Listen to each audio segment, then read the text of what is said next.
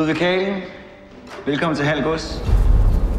Du vil forsøge at dyrke heden. Jeg vil bygge kongens første koloni derude. Det er fantastisk, det du er i gang med.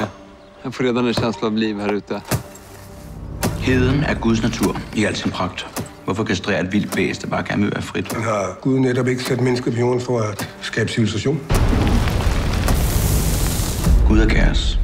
Livet er kaos. Nej, krig er kaos. Men vinderen er den, som kan finde ud af at kontrollere kaos. Det er min jord. Det er kongens jord. Jeg arbejder for kongen. Hold op med at tale om kongen, som om du kender ham. Han ved ikke engang, du findes. Og du kommer til at lykkes med at bygge din koloni derude? Ja. Hvis du bekriger ham, så risikerer du alt. Schenkel stopper ikke, før han er vundet. Jeg har brug for dig.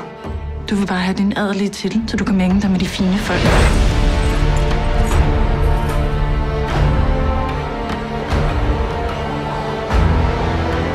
Jeg må væk herfra.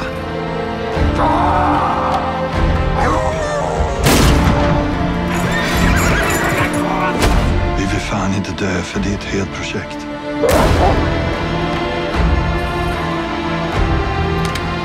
Hold dig væk fra heden. Er det forstået?